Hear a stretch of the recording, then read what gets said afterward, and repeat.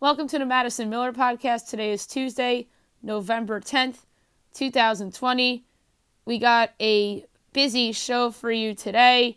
Monday Night Football recap, looking ahead to tonight's college football games, NBA mock draft, a little election talk, Dancing with the Stars, and best bet of the day. Okay, we'll start with Monday Night Football, which was a much better game than I would have expected it to turn out, as the Patriots defeated the Jets by a score of 30-27 on a field goal by Nick Folk, a 51-yarder, as time expired. As the Patriots got a much-needed victory to go to 3-5, the Jets are 0-9. Cam Newton, 27-35, 274 yards. And on the ground, 10 carries for 16 yards. Joe Flacco looked like the Joe Flacco that carried the Ravens to the Super Bowl. 18-25, 262 yards, 3 touchdowns, and an interception. So, next up for these teams, the Patriots are on Sunday Night Football against the Ravens at home, and the Jets are at the Chargers. So now we'll do a preview of college football for tonight. We have a little bit of action, Tuesday night action for you. So, something we haven't had all season yet. We have 3 games for you. First up, you have Akron against Ohio in the first of 3 action games tonight. It's crazy of how my projections came out, but it's very early, so I really don't trust a lot of projections. Ohio is favored by 27.5. I only projected 3 due to the preseason numbers and how I normally do my projections. So I know that is off. Not every one of my projections is correct, but I know deep down that that's off. 56.5 total. My projected total is 61. As much as it's enticing to take so many points with Akron, I'm going to take over 56.5. I just think that this game is very high scoring. I think Ohio could put up 40 by themselves, and all Akron has to do is score 17. So that's not something that I think is out of the realm of possibility. Next up at 7:30 tonight, you have Kent State and Bowling Green. I have Kent State projected as a 4-point favorite, total 46. This is another one where I know that the numbers are off because of how bad Bowling Green is. Kent State's 20.5, total 55.5. I project the total to be 46. I'm going to take the under here. I just refuse to touch Akron and Bowling Green, but meanwhile I refused to touch the Jets yesterday, and they covered easily. But I like the under here. I projected 46. I have a big enough edge where I feel like I can pull the trigger here. So I'm going to take under 55.5 for my play for that one. And then Miami of Ohio and Buffalo is off the board. I project Miami of Ohio favored 1.5, total 63.5. So I'm going to look at Sugar House and see what they have. I think it's odd that FanDuel's is off the board.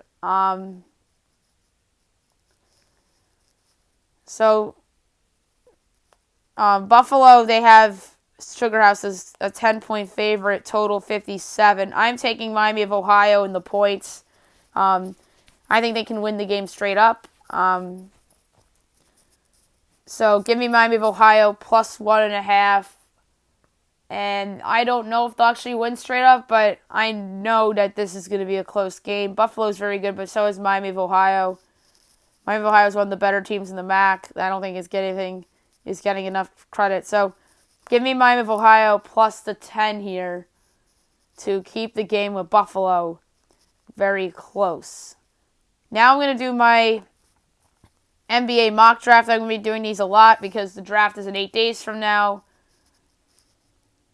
So without further ado, here we go with my third mock draft of 2020 for the NBA. First up, Minnesota Timberwolves. I have them taking Anthony Edwards, the shooting guard out of Georgia. Latest reports is that his workout was disappointing. I think that Edwards still has a shot to go number 1, but LaMelo Ball really is getting a lot of intrigue from the Timberwolves. So I'm keeping Edwards here for now, but I don't feel super about it. And he's somebody that obviously is a really good scoring player. He's a winger. I don't think he's that great defensively, but I know he's somebody that I think could shoot or could score the basketball. I think his floor is Andrew Wiggins, but his ceiling is something a little bit better. Number 2, Golden State Warriors, LaMelo Ball, point guard, USA Basketball. I don't think Golden State's taking LaMelo. I think they're trading this pick to try to get that third star in with Steph and Clay. But I think whomever picks here, their trade partner, will pick LaMelo Ball. And I think LaMelo Ball has a shot to be an all-star player. But part of me thinks that he'll disappoint because of the name. Like, he's a big name and his dad. And I won't be shocked if he's just another Lonzo. I'll just put it that way. Number 3, the Charlotte Hornets. James Wiseman, center, USA. A lot of people think that Charlotte wants to move up to number 1 to take Wiseman. I think they should just stay at 3 because I think he'll be there at 3. This is just the perfect fit. I think this is the most certain lottery pick of the year. So, Wiseman 3 to Charlotte. 4, Chicago Bulls. Obi Toppin, power forward center, Dayton. This would be an odd fit for a bunch of reasons because they have Lauri Markkanen and they have Wendell Carter Jr. Maybe they trade one of those guys in a separate deal or they move down and take somebody else. But Toppin, I think, is going to be a really good player. He can shoot it. Obviously, the reigning National Player of the Year. And there's people speculating that he could fall all the way to 8 to the Knicks. Like, if he's there for the Knicks at 8, they have to take him at that point. Number 5, the Cleveland Cavaliers. Denny Avdija, small forward, France. I like Denny Avdija. I think that he could be a poor man's Luka Doncic. I think that he's going to be a very good starting player on any team. Number 6, the Atlanta Hawks. Isaac Okoro, small forward, Auburn. I think this would be a little bit of a reach for the Hawks. They do have a need at the forward position. But I really like their pick from last year, DeAndre Hunter, a lot better than Isaac Okoro. I think Okoro is range is 9 to, let's say, 12, 13. I think Atlanta taking him here at 6 was a major reach. 7, the Detroit Pistons. Onyeka Okongwu, power forward center, USC. Detroit, if Okongwu falls to them, that's a steal in my mind. I think Okongwu is going to be a very good player in the league. Versatile player, can block shots. Maybe DeAndre Ayton light. Although Ayton's primarily a center. Number 8, the New York Knicks. Tyrese Halliburton, point guard, Iowa State. I think this would be a good pick for the Knicks. Halliburton, someone who injuries cut his season short last year. I think this guy would have gone higher than this had he not gotten injured. I saw him get snagged 4th to the Bulls in a mock draft, but I think that Halliburton would be a really good player. And the Knicks obviously haven't needed that position. Frankie Ntilikina is not the answer. Dennis Smith Jr. is not the answer. I think Halliburton could be the guy. 9, the Washington Wizards. Killian Hayes, point guard, France. Hayes is somebody that is a very talented player. What makes me nervous is that some of these French point guards don't always pan out. I just mentioned Frank Ntilikina with the Knicks. But Hayes has tremendous upside, and this would be a good low floor, high ceiling play for the Washington Wizards. Number 10, the Phoenix Suns. Devin Vassell, wing, Florida State. I like Vassell. He could be a good swing guy. I don't know if he could be a starter, but he's somebody I think could help the Suns. Number 11, San Antonio Spurs. Patrick Williams Jr., small forward, Florida State. Patrick Williams I like too. I think he could be a solid bench guy for somebody. maybe a spot starter. I think San Antonio, if they were to pick Patrick Williams, I think would test him out both in their starting five and off the bench. Number 12, the Sacramento Kings, Kira Lewis Jr., point guard, Alabama. I like Kira Lewis Jr. He's somebody that has really good qualities as a player. I think that he has a higher floor but a low ceiling. Number 13, the New Orleans Pelicans, Aaron Naismith, shooting guard, small forward, Vanderbilt. Naismith's okay. I think that New Orleans is a solid spot for him. He's somebody that could come off the bench and do some stuff, but I don't know if he's top 10 lottery worthy. Number 14, the Boston Celtics from the Memphis Grizzlies, Jalen Smith, power forward, Maryland. The Boston Celtics need big men. Jalen Smith is actually very versatile. He can play center too. I think he has a high floor as well. And the lower ceiling could potentially start. 15, the Orlando Magic, RJ Hampton, shooting guard, Australia. This is a absolute pure upside pick for the Magic. I think that Hampton has a chance to be a really, really good player. His stock has gone down since the start of last year, which I think is very odd. Number 16, the Portland Trailblazers, Sadiq Bey, small forward, Villanova. I think this would be a great pick for the Blazers. I think this could be somebody that could start off as a bench guy and then work his way up to a starter. He reminds me a lot of Mikal Bridges, who also was a former Villanova small forward. Number 17, the Minnesota Timberwolves from the Brooklyn Nets, Tyrese Maxey, shooting guard, Kentucky. Maxey has a high ceiling. There's some people I saw compare him to Tyler Herro, who also used to play at Kentucky. I think that Maxey is somebody that, if he hits his ceiling, would be a steal here for the Timberwolves. 18, the Dallas Mavericks, Theo Maledon, point guard, France. I'm not a big Theo Maledon fan, but if anybody can get a lot out of international players, it's the Dallas Mavericks. They're all about it there, and they have success with those guys. So see Luka Doncic, and obviously before him, Dirk Nowitzki. But we'll see about Maledon. I think that this could be a draft and stash prospect. Number 19, the Brooklyn Nets from the Philadelphia 76ers, Leonardo Bolmaro, shooting guard, small forward. He's also an international kid. He's somebody I think has a higher floor than ceiling. And I think could be a draft and stash guy depending on where he goes. He's from Italy.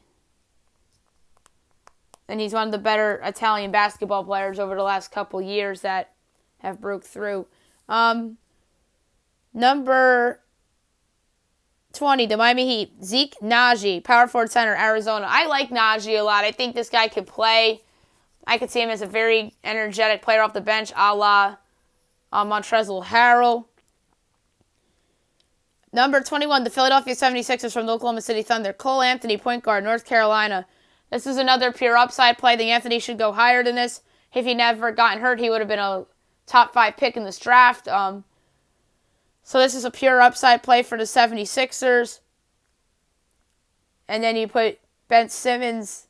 Let's say if Anthony works out and is awesome, he could be a starter. Then you put Ben Simmons at the 3.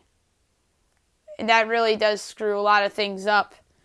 But let's just assume that he's going to be a bench guy in year 1, and maybe things go bad in Doc Rivers' year 1. They make some changes, and then he eventually is a starter for them.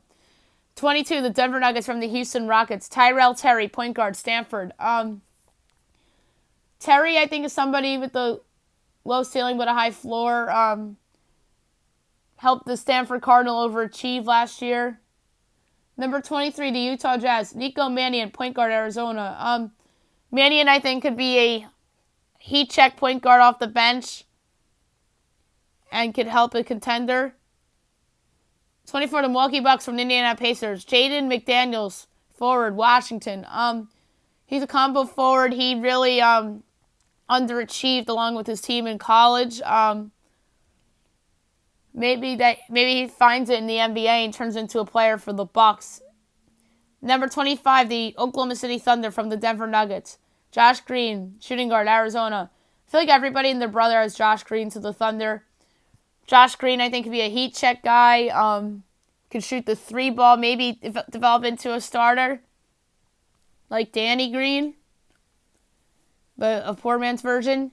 26, the Boston Celtics. Aleksej Pokusevich, center, Serbia. Classic draft and stash prospect for the Celtics that they could save in a trade down the road. 27, the New York Knicks from the Los Angeles Clippers. Jordan Nwora, power forward, Louisville. Nwora, your classic energy guy, can get rebounds and can shoot. I think that is somebody that the fans at MSG would love. 28, the Los Angeles Lakers. Malachi Flynn, point guard, San Diego State. I like Malachi Flynn. I could see him as a bench guy early on and then potentially being a starter down the road. 29, Toronto Raptors. Isaiah Stewart, center, Washington. This is a pure need pick. Maybe they lose Serge Ibaka.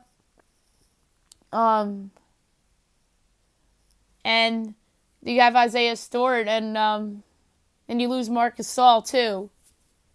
And he can come in and potentially start. This guy has a lot of upside as well. And number 30, the Boston Celtics. Desmond Bane, shooting guard, TCU. This is a classic heat check guy off the bench that is a good defensive player as well. Maybe Tony Allen, a poor man's version of him, is somebody I thought about as a comparison for him, but we'll see. Now I want to talk a little bit about the election. There are a couple outlets out there that took away Georgia and Arizona for Joe Biden, including CNN, which is a surprise, considering it's CNN. Very a Democrat-favorable network. And this really is going to Supreme Court, and we'll see how Donald Trump does with it. And they give those states back to Joe Biden, and apparently Pennsylvania's still counting, and they've been very quiet. So, something's very fishy. And another state that Trump was following a lawsuit against was Michigan, but we haven't heard a peep from Michigan, so maybe he'll not win that one. But Georgia, Pennsylvania, and Arizona were the three states that stood out for possible fraud voting and throwing out some ballots and being very Democrat favorable. And that's Trump's argument for winning this lawsuit. Meanwhile, Joe Biden is already talking about his coronavirus recovery plans and claiming he's won the election. So it's going to be interesting to see how this plays out. Obviously, any updates for you, I'll certainly discuss on the podcast. So, according to Google,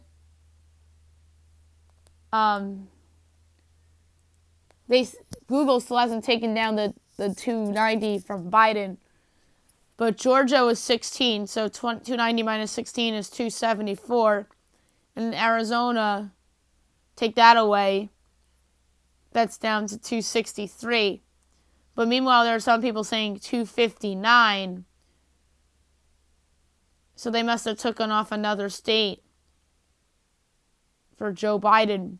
Maybe Alaska. Or I'm sorry, Nevada. Alaska was a Trump state. But maybe it was Nevada because that's 6. So 290 minus 6 is 284. 284 minus 16 is 278. And then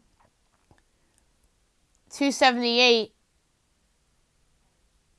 minus 11 is 277.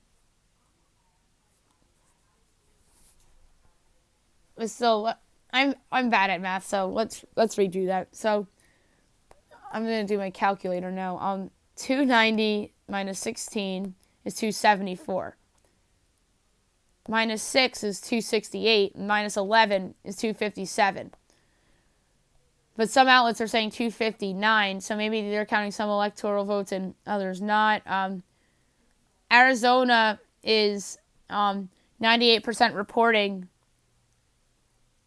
with a half-point percentage lead in favor of Joe Biden as of right now. And in Nevada, 50.2% in favor of Joe Biden with 95% reporting. So, obviously it's interesting, and any other updates and potential states getting going back to unknown, we'll talk about it on the podcast.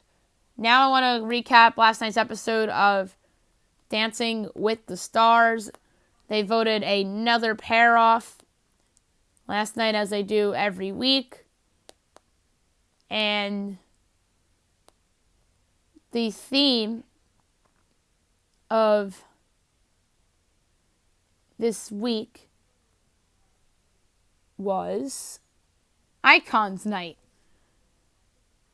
So first up was Justina and Sasha. They did a rumba dance to Crazy For You by Madonna and got a 24.